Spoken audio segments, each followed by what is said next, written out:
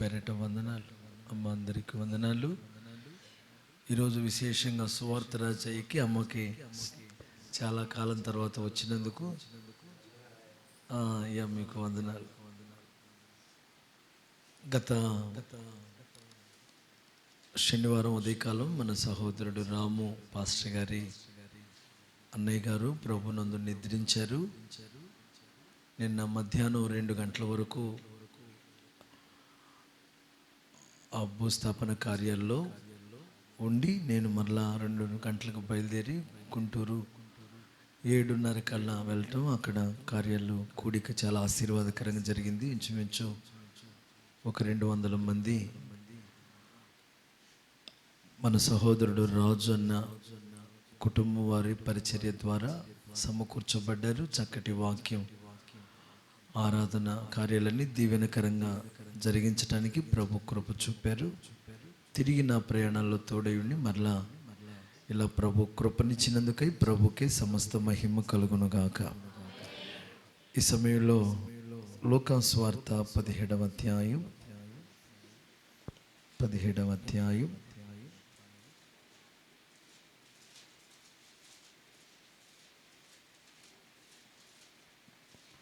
11 నుండి 19 వరకు మైక్లో చదువుతుండగా విందాం. ఆయన యెరూషలేమునికి ప్రయాణం అయిపోవచ్చు సమరయ గలిలయ మధ్యగా వెళ్ళుచుండెను. ఆయన యొక్క గ్రామంలోనికి వెళ్ళుచుండగా 10 మంది కుష్ఠరోగులు ఆయనకి ఎదురుగా వచ్చి దూరమున నిలిచి, యేసు ప్రభువా, మమ్ము కరుణించుమని కేకలు వేసిరి. ఆయన వారిని చూచి, మీరు వెళ్ళి మిమ్మును యాజకులకు కనపరుచుకొనుడని వారితో చెప్పెను. వారు వెళ్ళుచుండగా శుద్ధులైరి. వారిలో ఒకడు తనకు స్వస్థత కలుగుట చూచి గొప్ప శబ్దంతో దేవుని మహిమపరచు తిరిగి వచ్చి ఆయన కృతజ్ఞతాస్తులు చెల్లించు ఆయన పాదముల ఎద్ద సాగిలపడెను. వాడు సమరయుడు. అందుకు యేసు, 10 మంది శుద్ధులైరి కారా? ఆ 9 ఎక్కడా? ఈ అన్యుడు తప్ప దేవుని మహిమపరచుటకు తిరిగి వచ్చిన వాడెవడును అగపడలేదా అని చెప్పి, నీవు లేచి పొమ్ము, నీ విశ్వాసము నిన్ను స్వస్థపరచునని వానితో చెప్పెను. దేవుని రాజ్యం ఎప్పుడు వచ్చునని పరిసయ్యులు ఆయన అడిగినప్పుడు ఆయన,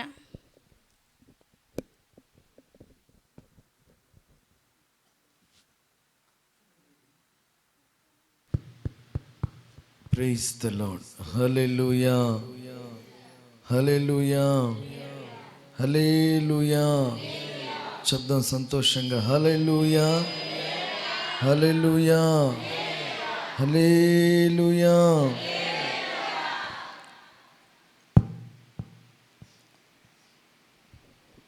మరొకసారి మొదటి నుంచి తీసిన వారందరూ చదవండి. 11వ వచనం నుంచి చదవండి. అందరూ మైక్లో కాకుండా చదవండి.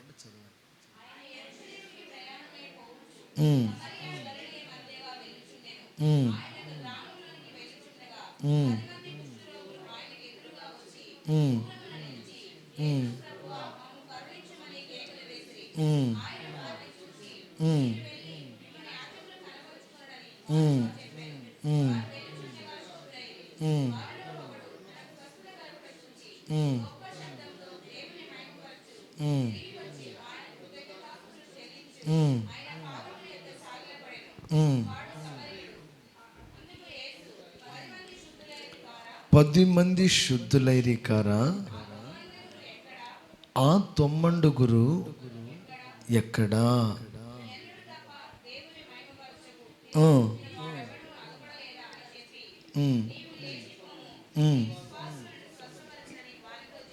చాలు. అలాగే మత్తయి సువార్త 8వ అధ్యాయం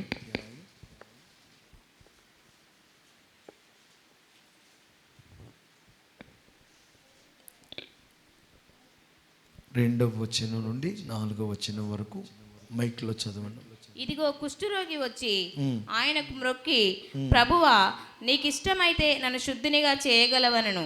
అందుకు ఆయన చేయి చాపి వాణ్ణి ముట్టి, నాకిష్టమే, నీవు శుద్ధుడవు కమ్మని చెప్పగా తక్షణమే వాని కుష్ఠరోగము శుద్ధి ఆయెను.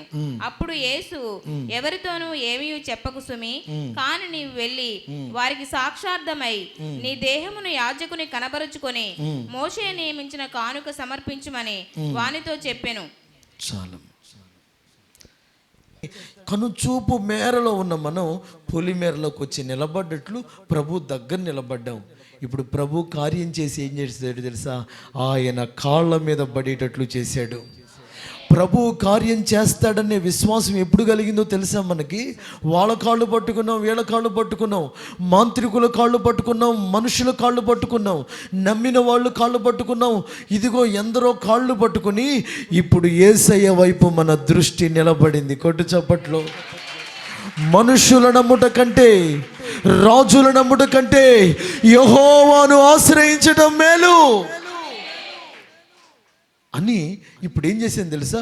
ప్రభువును ఆశ్రయించాలని ఆయనకు అలా కొంచెం దూరం వచ్చి నిలబడ్డాం. అయ్యా నువ్వు కార్యం చేస్తావా అని నేను నమ్ముకున్నానులే, కానీ మేలు చేస్తేనేమో నీళ్ళలో మునిగి బాప్తిజం తీసుకుంటా, ఆ మేలు చేయకు నువ్వు ఉన్నావు లేకపోతేనేమో వెనక తిరిగి వెళ్ళిపోయి టాటా చెప్తా అన్నావా? టాటా చెప్పడానికి పిలవలా, తన కౌగిట్లో నిన్ను చేర్చుకోవటానికి ఆయన పిలిచాడు. వెళ్ళిపోవటానికి పిలవలా. ఎన్ని పరిస్థితులు ఎదురైనా నిన్ను విడిచి వెళ్ళలేనయ్యా అనే సిలువ ప్రేమతో నిన్ను బంధించడానికి ఆయన పిలిచాడు. ఆయన చేసే కార్యాల వెనక ఆయన ప్రేమ ఉంది, ఆయన ఆలోచన ఉంది, ఆయన కనికరం ఉంది, ఆయన కటాక్షం ఉంది. ఆయన మేలు చేశాడు. మేలు చేసిన తర్వాత ఈ కుష్ఠరోగి చేసిన పని ఏంటో తెలుసా? యేసయ్య కాళ్ళ మీద పడ్డాడు. అంతకుముందు ఎక్కడున్నాడు? దూరాన ఉన్నాడు. కార్యం జరిగిన తర్వాత ఏం చేశాడు? ఆయనకు సాగిల పడ్డాడు. ఇది ఏమంటారంటే కృతజ్ఞత స్తుతులు, కృతజ్ఞత ఆరాధన. చెప్పండి, ఆరాధన. ఇప్పుడు నీకు ఏమైనా మేలు చేశారనుకో, పడ్డావు, టక్కన పట్టుకుని లేపారనుకో, ఏమంటావు? నువ్వు కాకపోతే ఇంకొకళ్ళు వస్తారు లేపో అంటావా? అంటావా? ఏం చేస్తావు? అయ్యా నేను పడిపోయినయ్యా, లేపావు, థ్యాంక్స్ అయ్యా, అయ్యా నీకు దండం పెడతానయ్యా, నన్ను ఇంత ఆదుకున్నావయ్యా అని మనం వాళ్ళకి థ్యాంక్స్ గివింగ్ అండ్ ప్రైజింగ్, కృతజ్ఞత ఆరాధన మనం చేస్తాం ప్రభువుకి. కాబట్టి ఈ రోజున ప్రభు మనల్ని మొదట అడుగుతుంది ఏంటో తెలుసా? నీ జీవితంలో నేను మేలు ఎందుకు చేశానంటే నీవు నన్ను కృతజ్ఞత కలిగి స్తుతిస్తావని. అప్పుడు కలవరాలతో కుమిలిపోయావు కదా, కార్యం జరిగింది కదా, ఇప్పుడు నువ్వేం చెప్పాలో తెలుసా? కృతజ్ఞతలు చెప్పాలి. కొంతమంది ఏం చేస్తారంటే దేవుడు ఎన్నో చేస్తాడా, వాటిని బట్టి కృతజ్ఞత కలిగి ఉండరు, కృతజ్ఞతగా స్తుతించరు. చేశాడు కానీ దేవుడు ఇది చేయాలి, ఇది చేస్తేనే నమ్ముతా అని దేవునికి అన్ని రకాల పరీక్షలు పెడతా ఉంటారు. ఇది చేస్తే నమ్ముతా, ఇది చేయకపోతే నేను నమ్మను, ఇది చేస్తే నేను ప్రార్థన చేస్తా, ఇది చేయకపోతే చేయను అని ప్రభు దగ్గర వారు చేసిన కార్యాలు ఉన్నాయే వాటిని బట్టి మనము కృతజ్ఞతతో కూడిన స్తుతులు చెప్పాలి. మొదటి మాట చెప్పండి, మీ జీవితంలో ప్రభు కార్యాలు చేశాడా చేయలేదా? ఎందుకు చేశాడో తెలుసా? నీవు కృతజ్ఞత కలిగి ప్రభువుని స్తుతించాలని, కృతజ్ఞత కలిగి ప్రభువుని ఆరాధించాలని, కృతజ్ఞత కలిగి ప్రభువుని మహిమపరచాలని, ఆయన దగ్గర సాగిలపడాలని, ఆ కృతజ్ఞతతో దేవునికి నువ్వు సమీపానికి వచ్చి ప్రభువుని స్తుతి ఘన మహిమలతో ఆరాధించి పరవశించి ఆయన మహిమతో నింపబడి ఆయన ఆత్మతో నింపబడి ఆ ఆరాధనలో మైమరిచిపోయి ఆరాధనలో నీవు దేవునికి హృదయం, నీ ప్రేమ, నీ ఆరాధన ప్రభువుకు సమర్పించి చేసిన కార్యాలను బట్టి నీవు కృతజ్ఞత స్తుతి స్తోత్రాలతో కూడిన ఆరాధన చేయాలి. చెప్పండి, ఏం చేయాలి? మనం అలాంటి ఆరాధన చెయ్యం. కృతజ్ఞతతో దేవుడు కార్యం చేస్తాడా?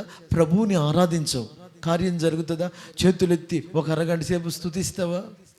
ఒక మోకాళ్ళ మీదకి వచ్చి గంట సేపు ప్రభువుని ఆరాధిస్తావా? అంటే మందిరానికి వచ్చినప్పుడే ఆరాధన. అంటే మందిరానికి వచ్చి అరగంట నిలబడతారే అప్పుడు ఆరాధన కాదు. ప్రభువు చేశాడు అనగానే నీ కాళ్ళు వంగాలి, నీ చేతులు పైకెత్తాలి, ప్రభువుని మానక స్తుతిస్తూనే ఉండాలి, ఘనపరుస్తూనే ఉండాలి, పొగుడుతూనే ఉండాలి, మహిమపరుస్తూనే ఉండాలి. ఎప్పుడైతే నీవు అలాంటి కృతజ్ఞతతో కూడిన ఆరాధన చేస్తూ ఉంటావో నీ హృదయము దేవుని శక్తితో నింపబడుతుంది, దేవుని ఆనందంతో నింపబడుతుంది. మేలు చేసిన దేవుని వలన కలుగుతున్న ఆదరణ, ఆ అనుభూతి, ఆ తన్మయం నీ హృదయంలో కలిగి నీవు ఇంకా ఇంకా ఇంకా ఇంకా ఇంకా ప్రభుని ఆరాధిస్తావు. ఇది కృతజ్ఞతతో కూడిన ఆరాధన. నా ప్రియ దేవుని బిడ్డలారా, నీ జీవితంలో ఏం కార్యాలు జరగాలో వాటి కోసం ఎంతసేపు ఆలోచిస్తావు? చేసిన కార్యాలను గురించి ఎంతసేపు ఆలోచిస్తావు? చేసిన కార్యాలని బట్టి నువ్వేం చేసేవని నీకు ప్రభు చేయాలి కార్యం. దేవుడు చేసిన మేలులు ఏం చూసి ఇంకా మానక ఆయన మేలు చేస్తూ ఉండాలి అంటే, నువ్వు ఆ ఆరాధనలో దేవుణ్ణి సంతోషపరుస్తూ ఉండగా దేవుడు ఇంకా నీకు మేలు చేస్తాడు. కాబట్టి ప్రభుని ఏం చేయాలి? మనం కృతజ్ఞతతో ఆరాధన చేయాలి. నీకు కృతజ్ఞతతో కూడిన మనసు ఉందనుకో, అయ్యో ఈరోజు ఆదివారం, ఈరోజు దేవుని సన్నిధికి వెళ్ళాలి, నేను కృతజ్ఞతతో ఈ వారం అంతా ప్రభు నన్ను కాపాడాడు కదా, పాము కరవనివ్వకుండా. రేపుకమ్మా ఏం చేశాడు? షట్టిరుడు పావును చేతిలో పెట్టుకుని చూసిందంట, నా ఏలు ఎంత ఉంటుంది, పాము ఎంత ఉంటుందని. కొలిసావా? సన్నగానే ఉంటుంది పాపం. అది కూడా అటు సన్నగా కనబడి వెళ్ళిపోయింది, దేవుడి దేవుళ్ళ చంపేసింది. నేను చెప్తున్న సువార్త ఏంటంటే, ఈ కార్యాలన్నీ ఎందుకు చేశాడు దేవుడు? మళ్ళీ అన్ని ప్రార్థనలు వదిలిపెట్టి చేలోకి వెళ్ళి పత్తి శేలమే పడి చెట్లను ఇరిగిపోయేటట్టు పావం కనపడక తోకమని కాదు, ప్రభువుని కృతజ్ఞతతో ఆరాధించడానికి రావాలని. పని పని పని అని వెళ్ళాలని కాదు, పెళ్ళిళ్ళని కబుర్లని దేవుని సన్నిధి. కొంతమందికి ఆరాధన సమయానికి పాటించే ఒక మంచి మనసు ఉండదు, వాళ్ళకి ఆశీర్వాదాలే రావు. ఈరోజు ఎంతమంది నిర్లక్ష్యంగా మందిరానికి వచ్చారో వాళ్ళు ఈరోజు ఆశీర్వాదాలు పోగొట్టుకున్నారు. పోయిన వారం రాకపోతే పోయిన వారం కూడా పోగొట్టుకుంటారు. నిన్ను కృతజ్ఞత కలిగిన మనసు ఏం చేస్తుందంటే నిన్ను త్వర పెడుతుంది. ఏం చేస్తుంది? కృతజ్ఞత ఎప్పుడు నిన్ను ఉరికేటట్టు చేస్తుంది. కృతజ్ఞత కలిగిన భావన ఏం చేస్తుంది తెలుసా? త్వరగా వెళ్ళాలి, త్వరగా చెప్పాలి, త్వరగా త్వరగా త్వరగా. కృతజ్ఞత కలిగిన వారిలో ఒక తీవ్రత, ఒక తపనుంటుంది. ఈరోజు నేను దేవుని సన్నిధికి వెళ్ళి చేతులెత్తి నేను ప్రభువుని ఆరాధించాలి, త్వరగా వెళ్ళాలి, త్వరగా వెళ్ళి నా ప్రభువుకి నేను రుణం తీర్చుకోవాలి. ఒక మేకనివ్వమనలే, కోడినివ్వమనలే, నీ హృదయపూర్వకమైన ఆరాధన. విరిగి నలిగిన మనసుతో ఆదుకున్నావయ్యా, కన్నీరు తుడిచావయ్యా, మేలు చేసావయ్యా, కలవరాలు తీర్చావయ్యా, నెమ్మదినిచ్చావయ్యా. లేకపోతే ఇప్పుడు నేను ఏ హాస్పిటల్లో డబ్బుల కోసం పరుగులెత్తుతూ ఉండేవాడినో, కాపాడకపోతే ఎముకలు ఇరిగి ఏ బెడ్ మీద ఉండేవాడినో, నువ్వు మేలు చేయకపోతే నా పరిస్థితి ఎంత దిగజారేదో అని ఏం చేయాలంటే, ఆ కృతజ్ఞతతో కూడిన మనసు నీలో ఒక ఉత్సాహాన్ని పుట్టిస్తుంది, నీలో ఒక ఆసక్తిని పుట్టిస్తుంది, నీలో ఒక అభిలాషను పుట్టిస్తుంది, ఒక తపనను పుట్టిస్తుంది. నేనెప్పుడు నా దేవుని మందిరానికి వెళ్ళుదునా, నేనెప్పుడు ఆయన సన్నిధిలో కనబడుదునా, నేనెప్పుడు చేతులెత్తి సంఘంతో, సేవకులతో, భక్తులతో కలిసి ఆరాధన చేస్తానా, నేను ఆరాధన చేయగా నా దేవుడు పరవశిస్తాడా అని ఈ కృతజ్ఞతతో కూడిన మనసు ఇలాంటి తపన, ఆరాటం, అభిలాష కలుగు చేస్తుంది. ఇప్పుడు నువ్వు చల్లగా ఉన్నావంటే ఎందుకంటే నీకు కృతజ్ఞత లేనివాడవని. తప్పన ఎందుకు లేదంటే నీది నమ్మదగిన కృతజ్ఞత గల మనసు కాదని. కృతజ్ఞత గల వారికి అందరూ ఏం చేశారు? మిగిలిన 9 మంది ఏం చేశారు చెప్పమంటారా? మా ఆవిడ రోగం మచ్చరాగానే మూటగట్టి బయటికి పంపిందిరా, ఆగు నువ్వు వెళ్ళిరా, వాళ్ళ సంగతి చూసుకుంటా. రే, నాకు కుష్ఠరోగం రాగానే ఆ డబ్బులు వాడు వడ్డీకి ఇచ్చేటోడు కబుర్ల మీద కబుర్లు పెట్టా, ఊరు బయట ఉన్నాను రా, తినటానికి లేదంటే వాడు ఎక్స్ట్రాలు చేశాడు, వాడి లెక్క నేను చూసుకుంటా. అరే, మీరు అటు ఇటు కాకుండా మధ్యలో ఊగిసలాడుతున్నారు కదా. గలిలయ ఊరు అంటారు, ఊరిలోకి వెళ్ళలేరు. సమరయ ఊరు అంటారు, ఊరిలోకి వెళ్ళాలి. ఆ ఊరు ఈ ఊరుకు మధ్యలో అటు ఇటు కాకుండా మీ బ్రతుకుల్ని దేవుడు దర్శించడానికి ఆయన వచ్చి, వెళ్ళండ్రు బాబు, మీ దేహాన్ని యాజకులు కనపరుచుకోండిరా అని చెప్తే, మరి మిగిలిన 9 మంది ఎక్కడికి వెళ్ళారు అంటే, వాళ్ళకు బాగుపడ్డారా, బాగుపడలేదా, స్వస్థత కలిగిందా లేదా, మేలు పొందారా పొందలేదా? ఈ 9 మంది ఏం చేశారు తెలుసా?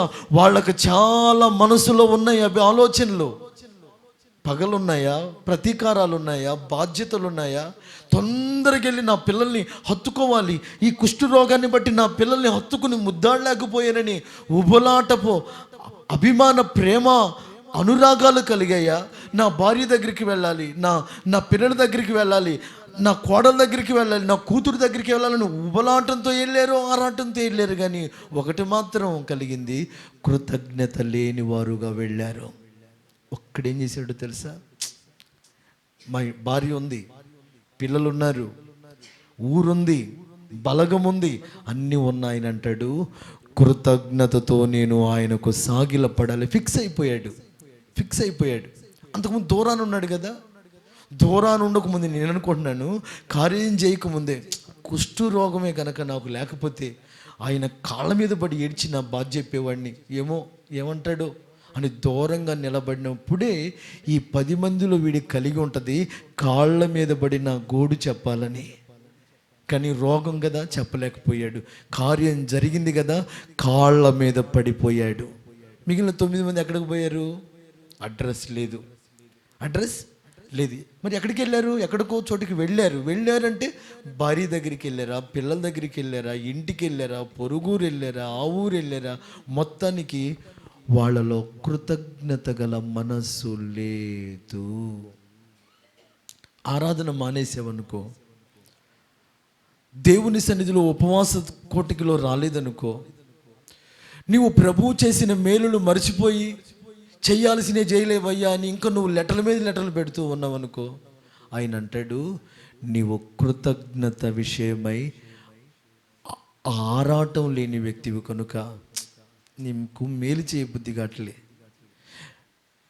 అప్పుడు నీ బాధ చూసి కార్యం చేసే కానీ ఇప్పుడు నీ బాధ చూసి నేనేం చేయలేను, నువ్వు వెళ్ళిపో అని కృతజ్ఞత లేని వారికట ఆయన మేలు చేయడట. కృతజ్ఞత లేని వారట కూలిపోతారట. ఎంతో భయంకరమండి. కనుక నేను చెప్తున్న మొదటి మాట ఏంటంటే, నీకు మేలు చేసింది ఎందుకంటే నీవు కృతజ్ఞతతో ఆయనను ఆరాధించటానికి వస్తావేమోనని. చేసిన మేలులు నీలో ఆరాటాన్ని, ఆయన మీద ఆత్మ సంబంధమైన ఒక అభిలాషని, తపనని, ఆ స్ట్రాంగ్ స్పిరిచువల్ డిజైర్, నీలో బలమైన కోరిక దేవుని మీద కలుగుతుందేమోనని చేశాడు. కలగలేదు కనుక నీ విషయమై మేలు చేయటానికి ప్రభు మనస్సు లేనివాడై ఉన్నాడు. ఇప్పుడు మనుషులే చూడండి, మీకు మేలు చేసినప్పుడు వాళ్ళకి మీరు థ్యాంక్స్ చెప్పి వాళ్ళ ఎడలో మీరు కృతజ్ఞతగా ఉన్నారనుకో, ఏం చేయాలనిపిస్తుంది? భాస్కర్, మరలా మీకు హెల్ప్ చేయాలనిపిస్తుంది. వాడు కనుక ఇచ్చాడులేరా, వీడు కనుక చేసాడులేరా, వాడు కాకపోతే ఇంకోటి ఇచ్చేవాడులే అని భాస్కర్ అప్పించినోడు ఆదుకున్నవాడు గురించి అన్న సంగతి ఆడికి తెలిసిందనుకో, వీడేమంటాడు? ఇచ్చిందే రూపాయితో సహా ముందు ముక్కు పిండి ఇచ్చేసేయి నాకు అంటాడు. అవునా కదా? అదే నువ్వు కృతజ్ఞత కలిగి ఉన్నావునికి ఏం చేస్తాడు? ఆపదనగానే పరుగెత్తుకుని వెళ్తావు, ఆపదనగానే మళ్ళా ఇస్తాడు. అంటే కృతజ్ఞత నీవు ప్రభువు ఎడల కలిగి ఉంటే నీకు మేలులు ఇంకా ప్రభు చేస్తూనే ఉంటాడు. ఆమేన్. కనుక మనం కృతజ్ఞత కలిగిన ఆరాధన చేయాలి, కృతజ్ఞత కలిగిన స్తుతి స్తోత్రాలు చెప్పాలి. కృతజ్ఞతతో ప్రతి ఉదయకాలాన్ని లేచి మీ ఎడల చేసిన కార్యాలన్నిటిని బట్టి చేతులెత్తి ప్రభుని ఆరాధించాలి. మొత్తుగా 7-8 అయ్యేదాకా పడుకుంటాం కాదు. కొంతమందికి నిద్ర 6 అయినా 7 అయినా లేవరు, మంచాల మీద డొల్లాడుతూనే ఉంటారు. అందుకే ఆ ఇళ్ళలో దరిద్రత ఉంటుంది, ఆ కుటుంబాల్లో కరువు ఉంటుంది. కనుక నేను అంటుంది ఏంటంటే, ఉదయకాలాన లేచి 4 గంటలు లెగుస్తావు, 5 గంటలు లెగుస్తావు, లేవగానే చీపిరి పట్టుకునో లేకపోతే ఏవో కార్యాలు చేయకుండా చేతులెత్తి ప్రభువుని ఆరాధన చేయి. ఆరాధనతో నీ దినాన్ని ప్రారంభించు. దేవుడు కార్యాలు చేస్తూ నీ జీవితంలో నడిపిస్తాడు ఆ దినమంతా. లేవగానే ఏడవద్దు, లేవగానే దుఃఖపడద్దు, లేవగానే చింతపడద్దు, లేవగానే పలు రకాల బాధల్ని తలపోసుకుని జుట్టు పట్టుకుని ఆలోచన చేయొద్దు. బతుకుదామా చస్తామని ఆలోచన చేయొద్దు. లేవగానే నా కోసం కార్యాలు చేసే దేవుడు ఉన్నాడు. ఆయన నాకు తండ్రి లాంటి దేవుడు, ఆయన నాకు మేలు చేసే దేవుడు, ఆయన నా పక్షాన ఉన్నాడు, అదిగో నా ఎదుటే ఉన్నాడు, ఆయన నా ప్రక్కనే ఉన్నాడు, ఆయన దృష్టి నా మీదే ఉంది అని నువ్వేం చేయాలో తెలుసా? ఉదయకాలం లేచి చేతులు చాపి ప్రభువుని చేతులెత్తి స్తుతించటం ప్రారంభించు. ఆ దినమంతా నీ మార్గాలలో ఉన్న కలవరాలన్నీ తొలగిపోతాయి, దుఃఖాలన్నీ తొలగిపోతాయి, వేదనంతా తొలగిపోతుంది. వచ్చే జగడాలు కొట్లాటలు రావు, కుటుంబంలో అసమాధానం రాదు, భార్యాభర్తల మధ్యలో అల్లర్లు రావు. దేవుడు నీవు చేసిన కృతజ్ఞత ఆరాధనను బట్టి నీ కోసం ఎన్నెన్నో కార్యాలు దేవుడు చేస్తాడు. కొంతమంది ఉంటారా, పొద్దున్న లేవగానే భార్యాభర్తలు తిట్టుకోవడం కొట్టుకోవడంతోనే రోజు ప్రారంభమైంది. ఆయన ఇట చూస్తాడు, ఈమె తక్కువది కాదు, ఇంకా సింహంలాగా ఇట చూస్తుంది. ఇద్దరు ఇట్ట చూసుకుని మధ్యలో దేవుడు అయోమయం. వీళ్ళు ఎవరురా, భార్యాభర్తలా లేకపోతే హీరో హీరోయిన్ లాగా ఉన్నారు ఏంది? స్తోత్రాలు లేవు. భార్య కోసం భర్త స్తోత్రం లేదు, భర్త కోసం భార్య స్తోత్రం లేదు, ఇద్దరు కలిసి పిల్లలకు స్తోత్రం లేదు. అన్ని తిట్లే, పళ్ళు పటపట కొరుక్కోవటం, జుట్టు పీక్కోవటం, అదొకంటే ఎర్రి సూపులు చూసుకోవటం, సైతాన్లు దెయ్యాలన్నీ ఆ కొంపలోకి వచ్చి నాట్యం చేయటం. నేను చెప్పే సువార్త ఏంటో తెలుసా? నీ భర్తను బట్టి, నీ భార్యను బట్టి, నీ పిల్లలను బట్టి ప్రతి ఉదయం చేతులెత్తి ప్రభుని స్తుతించాలి. స్తుతించావే అనుకో, వాళ్ళలో దేవుడు ఒక మంచి సత్ప్రవర్తన కలుగు చేస్తాడు. మా ఆయన తాగుబోతు కదా, మా ఆయన మందిరానికి రాడు కదా, పోతే బాగుండు, నేనన్నా పోతే బాగుండు, ఆయనన్నా పోవాలి, నేనన్నా ఎడకి పైగా లేకపోతే ఇంటికా, ఆయనన్నా ఉండాలి, నువ్వు ఉండాలి, ఆయనన్నా పోవాలి, నువ్వు ఇద్దరు ఉండాలి. ఎందుకో తెలుసా? నీవు కృతజ్ఞతతో ఆరాధన చేస్తుండగా దేవుడు శత్రువుల మనసే మార్చాడు, విరోధుల మనసే మార్చాడు. దేవుడు నీవు చేయగా నీ భర్త మనసు కూడా మార్చగలడు, నీ భార్య మనసు మార్చగలడు, నీ పిల్లల మనసు మార్చగలడు. ఏమని ఆరాధన చేయాలి తెలుసా? ప్రభువా, లెగుస్తాడయ్యా, పళ్ళు కొడుకుతాడయ్యా, తిడతాడయ్యా, కొడతాడయ్యా, అయినా నీకు స్తోత్రం అయ్యా. ఏం చెప్పాలి? నువ్వు మారుస్తావయ్యా, మంచి బుద్ధినిస్తావయ్యా, ఈ త్రాగుడు మీద ధ్యాస తొలగించేస్తావయ్యా అని ఆ తాగుబోతు భర్తను బట్టి కూడా నువ్వు ప్రభువుని స్తుతించాలి. ఇంకా తాగమని కాదు, తాగుడు మాన్పిస్తాడని, ఆమేన్, మంచి మనసు ఇస్తాడని. అలా చేయగలిగితే దేవుడు మేలు చేస్తాడు. రెండవది, దేవుడు అన్నాడు, మనం చదువుకున్నాం కదా మత్తయి సువార్త 8:4, యాజకుని దగ్గరికి వెళ్ళి నీ దేహాన్ని కనపరుచుకుని నియమించినట్లుగా కానుక సమర్పించు అన్నాడు. ఏమన్నాడు? దేవుడు నీకు మేలు చేసేది ఎందుకో తెలుసా? నీకు మేలు జరగక ముందే నువ్వేమని ప్రార్థన చేయాలో తెలుసా? అనారోగ్యంలో ఉన్నావు, ఎక్కడున్నావు? అనారోగ్యంలో ఉన్నావు, 1,00,000 రూపాయలైనా రోగం తగ్గదు అన్నంత సమస్యలో ఉన్నావు, లేకపోతే చాలా ఇబ్బందిలో ఉన్నావు. ఇబ్బందిలో ఉండగానే నువ్వేం చేయాలి తెలుసా? దేవుడు కార్యం చేయకముందే ఒక మొక్కుబడి చేయాలి. ఏం చేయాలి? కార్యం చేసిన తర్వాత కాదు, చేయకముందు ఏం చేయాలి? హన్నా ఉంది, కుమారుని ఇవ్వకముందే ప్రార్థన చేసి ఏడ్చి, ప్రభా నువ్వు నాకు కుమారుణ్ణి ఇస్తావు, ఇవ్వగానే నేను పాలు విడవగానే నీ సన్నిధిలో ఇచ్చేస్తాను, నీ సేవకి ఇచ్చేస్తాను. అంటే దేవుడు మేలు చేయకముందే మొక్కుబడి చేసింది. ఏం చేసింది చెప్పండి అమ్మా? ఇప్పుడు దేవుడు మనకు మేలు ఎందుకు చేస్తాడో తెలుసా? నువ్వు మొక్కుబడిగా దేవుని కోసం ఏదో ఒకటి చేయాలని. ఆమేన్ అనండి, మొక్కుబడానండి. ఒకప్పుడు అన్ని జనులుగా ఉన్నప్పుడు చాలా రకాల మొక్కుబడులు ఉండే, అవునా కదా? అసలు అప్పుడు మొక్కుబడులు ఎట్లుంటాయి తెలుసా? 1,000 రూపాయలు కార్యం చేస్తే 10,000 రూపాయలు మొక్కుబడి ఉండేది. ఎట్లుండేది? కొంతమందికి ఆ మొక్కుబడులకే కష్టార్జితం అంతా అయిపోయింది. కార్యం చేస్తే ఎక్కడో 7 కొండలకు వెళ్ళాలి, కార్యం చేస్తే ఎక్కడో జాతరకి వెళ్ళాలి, కార్యం చేస్తే ఏదో కార్యం చేయాలి, మేకపోతులు కొయ్యాలి. ఇప్పుడు అన్యజనులుగా ఉన్నప్పుడు కార్యాలు చేయకముందు మొక్కుకున్నావు. ఇప్పుడు అసలు జీవం గల దేవుడి దగ్గరికి వచ్చిన తర్వాత కార్యాలు చేయకముందు అసలు మీరు ఏమైనా మొక్కుబడి చేశారా? ప్రభా నీవు కార్యం చేస్తే, మొక్కుబడిలో రెండు రకాలు. ఒకటి కానుకలు ఇచ్చే మొక్కుబడి. రెండవది నీవే కానుకగా దేవుని కొరకు మారే మొక్కుబడి. నువ్వు కానుక ఇవ్వాలి, నీవే కానుకగా మారాలి. నువ్వు అటు ఇటుగా ఉన్నావు అనండి, అటు ఇటు ఉన్నావు. ఒక కార్యం జరగాలని దేవుని మీద నీకున్న ఇబ్బంది నువ్వు మనసు కలిగింది. ఇప్పుడు నువ్వేం చెప్పాలో తెలుసా? అటు ఇటు ఉన్న నేను తిన్నగా ఉంటానయ్యా. ఆ మాట ఈ మాట చెప్తున్నా, నేను ఒకే మాట నీ ఎడల కలిగి ఉంటానయ్యా. అయ్యా నువ్వు కార్యం చెయ్యి. నువ్వు దేవుడు ఎందుకు నమ్ముకోలేదు, ఎందుకు బాప్తిసం పొందావు, ఎందుకు పొందలేదు, ఈ దేవుడు ఏంటి అనుకున్నానా? ఇప్పుడు నేను స్థిరమైన మనసు కలిగి ఉంటాను, నిలకడైన బుద్ధి కలిగి ఉంటాను, చంచలత్వాన్ని పోగొట్టుకుంటాను, కదిలే రెల్లుగా ఉండని నేను స్థిరమైన బండగా ఉంటాను. ఓసర వెల్లిగా ఉన్న నేను ఇప్పుడు స్థిరమైన నిర్ణయం కలిగి ఉంటాను.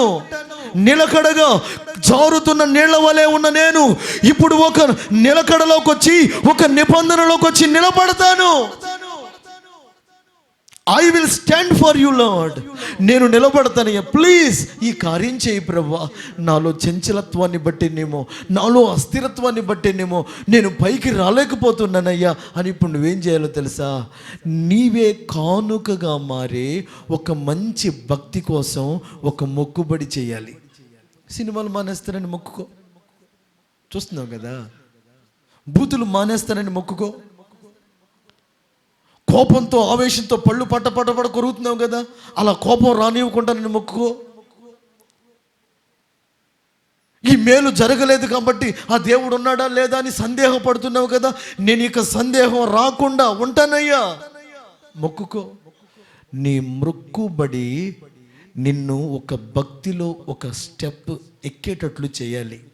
ఇంత మాత్రమే కాదు, ఇది ఒకటి. నువ్వు కానుకగా మారటమే కాదు, నీవు కానుక ఇవ్వాలి. హాస్పిటల్కి వెళ్తే 1,00,000 రూపాయలు అయింది అన్నారు. ఈ ఆపదలో ఉంటే, ఈ కార్యం జరగకపోతే, ఈ వివాహం జరగకపోతే, లేకపోతే ఈ పొలం పండకపోతే, ఈ కార్యం ఇట్లా జరగడం వల్ల నష్టం కలుగుతుంది. ఇప్పుడు నువ్వేం చేయాలి తెలుసా? ప్రభా ఈ కార్యం చేయనైనా, నేను 1,00,000 రూపాయలు అప్పు కలిగి ఉన్నా, ఈ 1,00,000 రూపాయలు అప్పు తీరిందనుకో, దశంభాగం ఎంత భాస్కర్? 10,000 నీకు ఇస్తానయ్యా అని నువ్వు అనుకున్నావు అనుకో, అసలు 1,00,000 రూపాయలు తీరదు, కానీ దేవుడు 1,00,000 మీద ఒక 30,000 ఎక్స్ట్రా ఇస్తాడు. ఆమె ఎందుకని? ఆ యాక్సెస్ అమౌంట్ పెరగడానికి కారణం ఏంటంటే నువ్వు మొక్కుకున్నావు. అయ్యా నువ్వు కార్యం చేస్తే నేను నీకు ఇది చేస్తా, నీ మందిరానికి ఇది ఇస్తా, నీ సేవకులకు ఇది ఇస్తా, నీ మందిర సేవా అనుభవాల్లో అక్కరల్లో ఇది కొరతగా ఉంది కదా, నువ్వు మేలు చేసావనుకో, నీ విషయమై నేను ఈ కార్యం చేస్తాను అని ఏం చేయాలంటే మొక్కుబడి కానుక ఇవ్వాలి. అదే కదా, రోగం బాగైన తర్వాత నిన్ను ముట్టా కదా, స్వస్థత వచ్చింది కదా, కుష్ఠరోగం పోయింది కదా, ఇప్పటిదాకా నీవు పరిశుద్ధ స్థలానికి దూరంగా ఉన్నావు, ఇప్పుడు ఆయన ఆవరణలోనికి వెళ్ళాలి. అంటే ఈ కార్యం ఏం చేసిందంటే అతన్ని యాజకుని దగ్గరికి నడిపించింది. రాజకీయ నాయకుడి దగ్గరకో లేకపోతే సినిమా యాక్టర్ దగ్గరకో కాదు, దేవుడు చేసిన కార్యం దేవుని సేవకుని దగ్గరికి నడిపించింది. అంత మాత్రమే కాదండి, కానుక పెట్టి దగ్గరికి నడిపించింది. కొంతమందికి పాస్టర్ గారి దగ్గరికి రావటం తెలీదు, కొంతమంది పాస్టర్ గారి దగ్గరికి రావటం తెలుసు, కానీ కానుక పెట్టి దగ్గరికి దాకా రావటం తెలీదు. ఏం తెలీదు? యాజకుడి దగ్గరికి వెళ్ళు, కానుక సమర్పించు, మేలు పొందావు కదా. యాజకుని దగ్గరికి వెళ్ళంటే అతను మందిరానికి రావాలి. అంటే ఇది నీ ఆత్మ ఎదుగుదల కొరకైన పాఠం. నువ్వు డెవలప్ అవ్వాలి. మందిరానికి దూరంగా ఉన్నావు కదా, కార్యం జరిగింది కదా, నీవు ఆవరణంలోనికి వెళ్ళాలి. ఒక స్టెప్ నీలో భక్తి పెరగాలి, ఇది మొక్కుబడి. రెండవది ఏంటో తెలుసా? ఇవ్వటంలో కూడా పెరగాలి. అందరి భక్తిలో పెరగాలి, దేవునికిచ్చే కానుక కూడా పెరగాలి. చెప్పండి, భక్తి పెరగాలి, కానుక పెరగాలి. ఇది దేవుడు నీకు మేలు చేయటానికి కారణం. కొంతమంది కానుక ఇవ్వటం పెరుగుతుంది కానీ భక్తిలో పెరగరు, అది కూడా అపాయమే. కొంతమంది భక్తిలో తెగ పెరిగిపోతారు, కానుకిచ్చే విషయంలో మాత్రం దరిద్రులై ఉంటారు, ఇది కూడా డేంజరే. యాజకుని దగ్గరికి రావాలి, కానుక పెట్టి దగ్గరికి రావాలి, భక్తిలో ఎదగాలి, కానుకిచ్చట్లు ఎదగాలి. కొంతమంది మందిరాల్లో భక్తి ఎదగపోయినా కానుకలు తెగిస్తే తెగ పొగుడుతారు, అబ్బో ఇది ఇచ్చారు అది ఇచ్చారు అదే. మన దగ్గర భక్తిలో ఎదిగినా పొగిడేది ఉండదు, కానుకలు ఇచ్చినా పొగిడేది ఉండదు. ఇక ఏదైనా ఉంటే మిమ్మల్ని హెచ్చరించి సరి చేసేదే ఉంటుంది. ఆమేన్, ఆమేన్, ఆమేన్, ఆమేన్. కాబట్టి దేవుడు చేసే మేలులు ఎందుకంటే మొక్కుకో. ఉపవాసం ఉంటానని మొక్కుకో, రోజు ఇంత వాక్యం చదువుతానని మొక్కుకో. అమ్మా ఏం మొక్కుంటావు? దేవా ఇదిగో ఇంతసేపు నీ సన్నిధిలో ప్రార్థన చేస్తానని మొక్కుకో. నేను ఈ ఇబ్బందుల్లో ఉన్నానయ్యా అని భక్తిలో ఎదిగే ఒక మొక్కుబడి మొదట కావాలి. డబ్బు కాదు మొదట భక్తిలో ఎదిగే మొక్కుబడి కావాలి. ఆ తర్వాత భక్తిలో ఎదిగే కొలది నీకు ఒక ఆలోచన రావాలి, సేవ విషయమై, మందిర విషయమై, అక్కర్ల విషయమై. ఇది వంతుల ప్రకారం జరుగుతున్న సేవ కాదు, వాటాలు వేసే సేవ కాదు, నిన్ను అడిగే సేవ అంతటికి కాదు. నువ్వు దశంభాగం దేవుడికి ఇస్తావు, ఇచ్చేదాని విషయంలో దేవుడిది అది కృతజ్ఞత కాదుగా ఆయనకి ఇవ్వటం. కొంతమంది ఆయనకి ఇచ్చి మేము తెగ చేసామని ఫీల్ అవుతారు. ఏం చేయాలి? ఆయనకి ఇచ్చావు. ఇప్పుడు నువ్వు వస్తువు పడేసుకున్నావు, నీది నీకు ఇచ్చారనుకో, అది ఆళ్ళది కాదు, నీదే. దశమ భాగం కూడా మనది కాదు, అది దేవుంది. మొక్కుబడి అంటే దశమ భాగాల మొక్కుబడి కాదు, పొందిన మేలులను బట్టి కలిగే మొక్కుబడి. కాబట్టి ఈరోజు నేను అంటున్నాను, మీ మొక్కుబడి భక్తి కావాలి, మీ మొక్కుబడి కానుక దేవునికి కావాలి. హల్లెలూయా, హల్లెలూయా, హల్లెలూయా. అలాగున మీ భక్తిలో మొక్కుబడి పెరిగే కొలది దేవుడు మేలు చేయక మానని దేవుడై ఉంటాడు. ఆమేన్. మూడో మాటని క్లుప్తంగా చెప్పి ముగించేస్తా. దేవుడు మేలు చేసేది ఎందుకో తెలుసా? మేలు చేసే ఆ దేవుని గురించి నువ్వు అనేకులకు చెప్పాలని. కొంతమంది సాక్ష్యం చెప్పాలనుకుంటారా? ఎందుకో పాపం గజమని వణుకు వచ్చింది. ఏమొచ్చింది? చెమటలు పడిపోతూ ఉంటాయి, కళ్ళు తిరిగి. వాళ్ళు ఇంట్లో మాట్లాడితే ఊరంతా వినపడుతుంది, ముందు గల్లీలో మాట్లాడితే వెనక గల్లీ వాళ్ళ గుండె జల్లుమంటుంది. సాక్ష్యం చెప్పంటే మాత్రం చెమటలు పట్టిపోయి నాకు మూటమిటి మాట రాదు, కంటి చూపే కానీ నోటి మాట లేదన్నట్టుగా ఉంటారు. ఎటుంటారయ్యా యాకోబయ్యా? ఎటుంటారు? కంటి చూపే కానీ ఉద్యమంతో ఊపితో వస్తాడు. దేవుడు మేలు చేశాడు చెప్పాలని కానీ చెమటలు పట్టిపోతాయి. నేను చెప్పేది ఏంటో తెలుసా? నీవు పొందిన మేలు నీకే తెలుసు, అది నీవు చెప్పటం వలన అనేకులకు అది ఒక విశ్వాసాన్ని కలుగ చేస్తుంది. నేను ఈ ఇబ్బందిలో ఉన్నా, ఈ బాధలో ఉన్నా, ఈ కష్టంలో ఉన్నా అని నువ్వు మేలు చేసి దేవుని మేలులకు సాక్షిగా మారాలి. 3 మాటలు.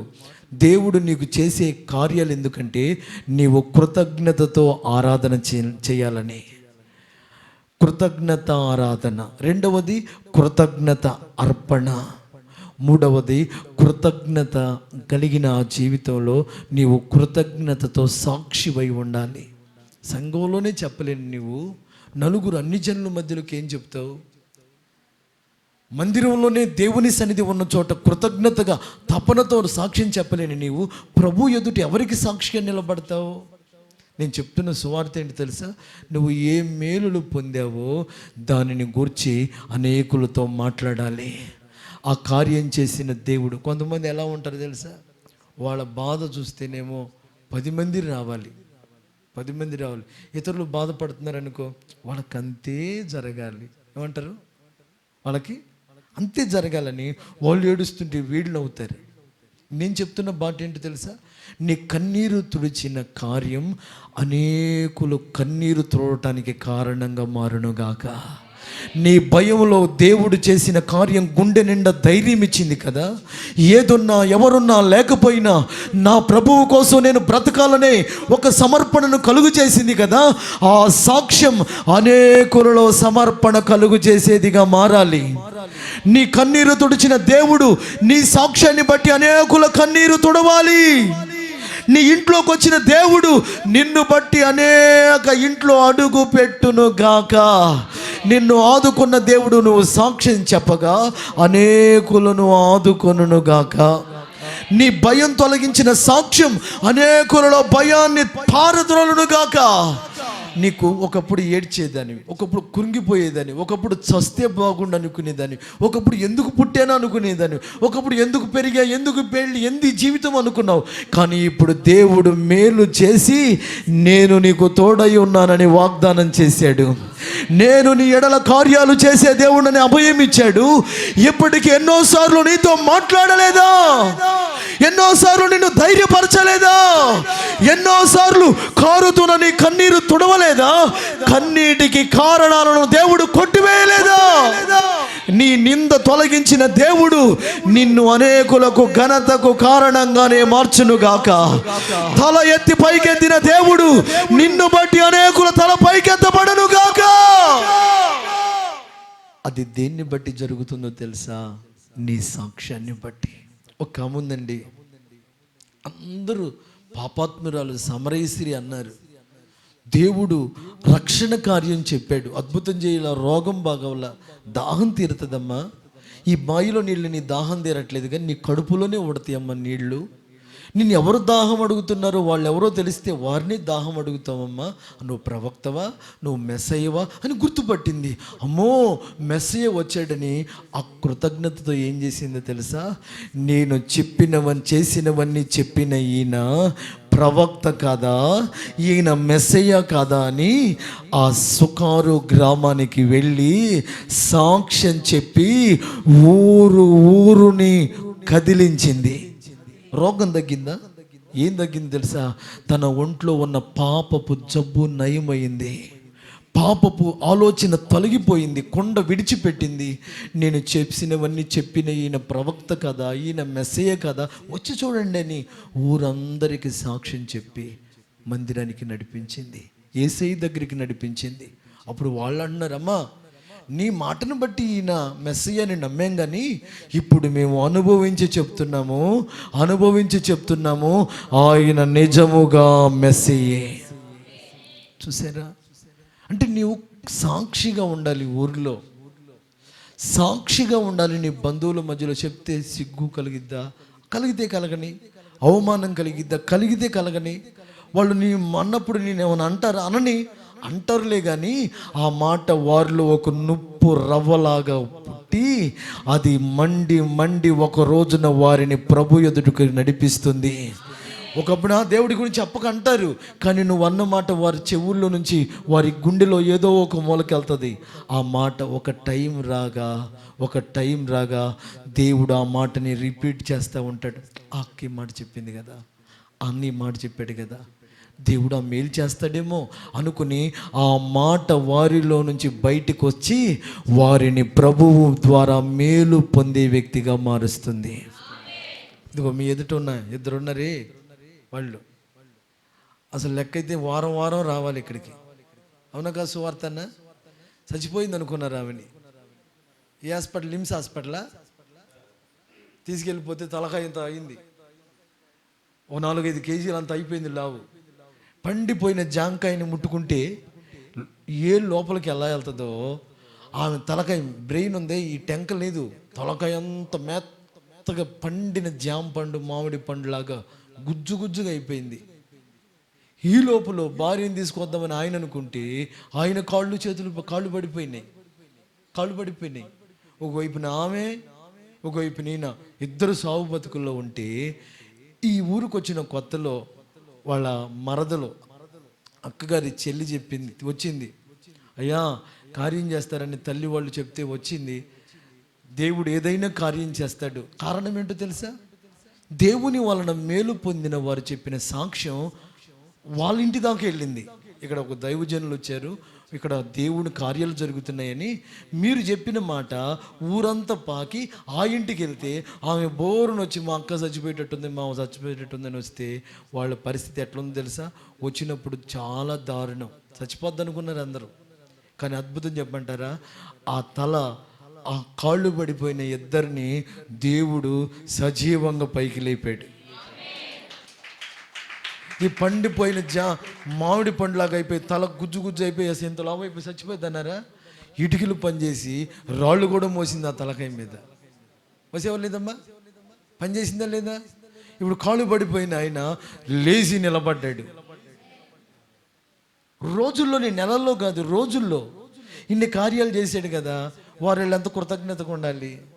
మరి ఇప్పుడు ఎందుకు వచ్చారో మరి బాగా గుర్తొచ్చానా? ఇప్పుడు వచ్చారు వాళ్ళు, చాలా సంవత్సరాలు అయింది కనపడక. బల్లారాధన కన్నా రమ్మన్నా సరే, ఒకవేళ దూరంగా లేకపోయినా మనలాంటి అపోస్తుల సంఘం, ఉపదేశం ఉన్న సంఘం చూసి వెళ్ళండి అన్న. ఆత్మ ఉపదేశం క్రమం అన్ని నియమాలు ఉన్న చోటికి వెళ్ళమని చెప్పా. బల్లారాధన కన్నా రండి అని చెప్పిన. నేను చెప్తున్న సాక్ష్యం ఏంటో తెలుసా? నీకు మేలు చేసింది ఎందుకంటే ఆ మేలును బట్టి నువ్వు సాక్ష్యం చెబితే 10 మందికి దేవుడు మేలు చేయాలని. ఆమె కాబట్టి ఈరోజు నువ్వు చెప్పాలని సాక్ష్యం చెప్పాలి. నీ దేవుని గురించి చెప్పాలి. నా దేవుడు ఎలాంటి వాడు, యేసయ్య ఎలాంటి వాడు. అమ్మ నా పరిస్థితి ఇది, నాకు దేవుడి కార్యం చేసాడమ్మా, నేను ఒకప్పుడు ఇలా పూజలు చేశానమ్మా, ఇలా దేవుడు అనుకున్నానమ్మా అని నువ్వు సాక్ష్యం చెప్పావనుకో, దేవుని శక్తి వారి మీదకి దిగి వస్తుంది. ఆమేన్. కాబట్టి 3 మాటలు. ఒకటి, నీకు మేలు చేసింది ఎందుకంటే కృతజ్ఞతారాధన చేయాలి అనండి. ఆ మాట కృతజ్ఞత అర్పణ చెల్లించాలి. కృతజ్ఞత సాక్ష్యం చెప్పాలి. మందిరంలో చెప్పాలి, ఊర్లో చెప్పాలి, ఎవరు ఏమనుకున్నా చెప్పాలి, ఏ పరిస్థితి అయినా చెప్పాలి. అలా చెప్పావనుకో, దేవుడు ఇంకా నీకు రెట్టింపు మేలులు చేస్తాడు, ఇంకా రెట్టింపుగా కాపాడతాడు, ఇంకా రెట్టింపుగా దేవుడు భద్రపరుస్తాడు. కీడు నీ సరిహద్దులో నుంచి యేసయ్య తరిమి వేస్తాడు, చీకటిని పాలద్రోలుతాడు, నీ కన్నీరు కృంగుదల తొలగించి ఇంకా రెట్టింపు ఉత్సాహాన్ని ఇస్తాడు. నీవు ఇంకా ఆరాధన చేస్తావని, ఇంకా మొక్కుబడి కానుకలిస్తావని, ఇంకా సాక్షి దీపమై ప్రకాశిస్తావని, నీ ద్వారా సంఘం ఆత్మలతో నింపబడాలని. నీ ఇంట్లో నువ్వు కన్న బిడ్డలు ఉన్నట్లుగా నువ్వు సాక్ష్యం చెప్పిన బిడ్డలు, నువ్వు కన్న ఆత్మలు సంఘంలో ఉండాలి. ఆమేన్. నువ్వు ఒకరి సువార్త చెప్పి మందిరానికి తీసుకొచ్చావనుకో, వారికి నువ్వు ఒక ఆత్మీయ తల్లివి, తండ్రివి. మనం ఎందుకు చెప్పమని తెలుసా? వాళ్ళు చెబుతారే నువ్వు చర్చికి వెళ్తావా, అలాంటి వాడు అనుకోలేదురా, నీ పద్ధతి చూస్తుంటే చర్చికి వెళ్ళేవాళ్ళు లాగా లేవమ్మా నువ్వు, అట్లా అనుకోలేదే. చర్చికి వెళ్ళేవాళ్ళు ఇట్లా ఉండరు కదా అని నేను అంటారేమోనని ముందే నువ్వు నోరు మూసుకుని ఉంటావు. ముందే ఇప్పుడు సీసాలు పట్టుకుని తాగుతా, నేను ప్రభువుని నమ్ముకున్నా, ఏసు రక్తమే చేయండి, శిలవ రక్తమే చేయండి, తాగుతావా? తాగుతావా? తాగుతావా? ప్రభువా క్షమించయ్యా అని తాగుతూ జగడం పెట్టుకున్నావు అనుకో, నేను ప్రభువు పెట్టినని చెప్తావా? ఇట్లానే పాపం ఒక ఆమె పంపు నీళ్ళ దగ్గర జగడం వచ్చిందంట. ఏం జగడం? పంపు నీళ్ళ దగ్గర జగడం వస్తే పాపం ఆ సమయానికి పాస్టర్ గారు వచ్చారంట. అప్పుడు దాగి జుట్టు పట్టుకుని చెమటలు పట్టిపోయినాయి, ఇద్దరికి బిందెలన్నీ సొట్లు పడిపోయినాయి, వీళ్ళ మొఖాలన్నీ గుద్దులుగుద్దుకుని బిందికి ఎన్ని సొట్లు ఉన్నాయి, వాళ్ళ మొఖానికి అన్ని సొట్లు పడ్డాయి. అనుకుంటుంటే ఈసారికి అయ్యగారు నీకు స్తోత్రం వందనాలు అందంట. ఎవరు? చర్చికి వచ్చాము. ఇప్పుడు దాకా ఆమె ఏమే నువ్వు ఇప్పుడు దాకా తెలుగులో తిట్టి మీ యేసు ప్రభు భాషలో కూడా తిడుతున్నావు అని, మీ అయ్యకే స్తోత్రమే, మీ అమ్మకే వందనాలే, మీ అమ్మకి మీ అయ్యకి స్తోత్రం వందనాలు. ఇప్పుడు చెప్తా, ఎవరికైనా చెప్తా నేను వందనాలు అని చెప్పి, ఇప్పుడు మీ అయ్యకు మీ అమ్మకు మీ అక్కకి స్తోత్రం అని ఈ భాష తిట్లు అనుకుని తిడుతుందంట. అయ్య గారికి ఇవి చెప్పే స్తోత్రాలకు అర్థం కాక ఆ స్తోత్రం అర్థం అయ్యూమయమైపోయి వెనక్కి తిరిగిపోయి వెళ్ళిపోయాడంట. నేను చెప్పేది ఏంటో తెలుసా? నువ్వు సాక్ష్యం చెప్పాలంటే ఒక మాదిరి బ్రతుకుండాలి. సాక్ష్యం చెప్పాలంటే సాక్ష్యానికి తగిన వెయిట్ నీ బ్రతుకులో ఉండాలి, మాటలో కాదు, జీవితంలో ఉండాలి. కనుక నీవు సాక్షిగా కనబడి దేవుని కార్యాలు నీ ద్వారా జరుగునుగాక. కళ్ళు మూసుకోండి, చిన్న ప్రార్థన చేసుకుందాం. కృతజ్ఞతతో కూడిన ఆరాధన, కృతజ్ఞతతో కూడిన అర్పణ, కృతజ్ఞతతో కూడిన సాక్ష్యం మాకు కలుగు చేయి నాయనా. మమ్మల్ని అలాగ దీవించు నాయనా.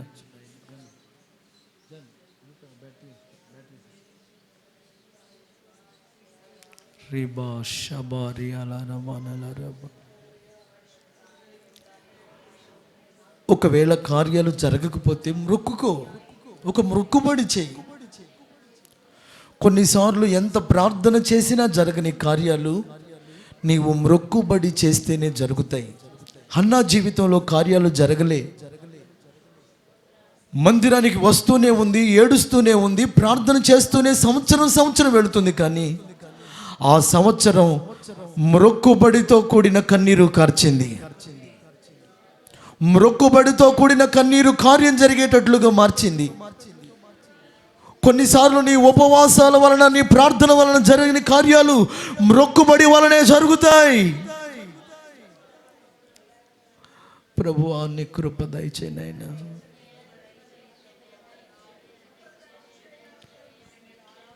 కృతజ్ఞతతో కూడిన ఆరాధన. ప్రభు ఆరాధనలో మనసారా ప్రభుని స్తుతించలేకపోతున్నావు, కళ్ళు ముయ్యలేకపోతున్నావు, ఆ సన్నిధితో నింపబడలేకపోతున్నావు, ఆత్మలో ఆనందించలేకపోతున్నావు. కారణం కృతజ్ఞత లేని ఆరాధన. తపన లేదు, తాపత్రయపడే మనసు లేదు, మండుతూ ప్రభు కొరకు పరుగులెత్తుకునే ఆ ఉత్సాహం లేదు ఆరాధనలో. కనుకనే ప్రభు దుఃఖపడుతున్నాడు. నువ్వు సాక్షిగా మారట్లేదు, సాక్షిగా బ్రతకట్లేదు. ప్రభువా నాకు కృప దయచేయి. కృతజ్ఞత ఆరాధన నేను ఇక మీదట ఉత్సాహంగా పరవళ్ళు తొక్కుతూ, పరవశిస్తూ, పరవశమవుతూ, ఆత్మవశుడనై నేను మిక్కుటంగా నిన్ను ఆరాధన చేస్తానయ్యా. ఉన్నతమైన మొక్కుబడులు నేను చేస్తానయ్యా. సాక్షిగా నేను ఉంటానయ్యా. కృప దయచేయి. ప్రార్థన చేసుకో. కృప దయచేయి, కృప దయచేయి, కృప దయచేయి. హల్లెలూయా. ఆమేన్. ప్రభు మాటలకై స్తోత్రాలు చెల్లిద్దాం. ప్రభువు సన్నిధికై స్తోత్రం చెల్లిద్దాం. ప్రభు వాక్కుకై స్తోత్రం చెల్లిద్దాం. ఈ ఉపదేశం మీ హృదయపు లోతుల్లో నాటబడి ఫలించాలి. ఎవరి బోధ విని విడిచిపెట్టే ఉపదేశం కాదు ఇది. ఇది ఖచ్చితంగా అందరూ పాటించవలసిన మాట. ఇది మీరు గట్టిగా పట్టుకోవలసిన ఉపదేశం. దీని మీద నువ్వు నిలబడాలి. నువ్వు ఉన్నప్పుడు చేస్తాడు, నువ్వు లేకపోయినా ఆయన చేస్తాడు మేలులు. అలాంటి కృపకై స్తోత్రాలు చెల్లిద్దాం. మహాగణుడా, పరిశుద్ధుడా నీకు స్తోత్రం. ఎన్నో మేలులు మా జీవితంలో చేశారయ్యా. చాలా విశేషంగా ఈ మేలు మేము చూడగలమా అంటే ఖచ్చితంగా మేలు చేసి మమ్మల్ని తృప్తిపరిచే దేవుడు, మేలుతో మా ప్రాణాన్ని తృప్తిపరిచేవాడు. మేము లేకపోయినా మమ్మల్ని నిమిత్తం మేలు చేయి దేవుడు, నీ ఉండే దేవుడు అని. నీ మేలులకు కారణం కృతజ్ఞతతో కూడిన ఆరాధనని, కృతజ్ఞతతో కూడిన మొక్కుబడి అని, కృతజ్ఞతతో కూడిన సాక్ష్యం అని, సాక్ష్య జీవితం అని బిడ్డలందరూ విన్నారు స్వామి. అందరిలో ఈ బోధ నూరంతలుగా ఫలించునుగాక. రాని వారిని క్షమించండి, మీ సన్నిధిని అనుగ్రహించండి, మహిమ పొందండి. యేసయ్య నామాన వేడుకుంటున్నాను తండ్రి. మన తండ్రి అయిన దేవుని ప్రేమ, రక్షకుడైన యేసుక్రీస్తును గురించిన కృప, పరిశుద్ధాత్మ వలనైన ఆదరణ కూడిన మనకు సకల పరిశుద్ధులకు సదా తోడై నడిపించును కాక. ఆమేన్, ఆమేన్, ఆమేన్. స్తోత్రాలు. అందరికీ ప్రభు పేరట వందనాలు. అమ్మ అందరికీ వందనాలు. ఈ కృప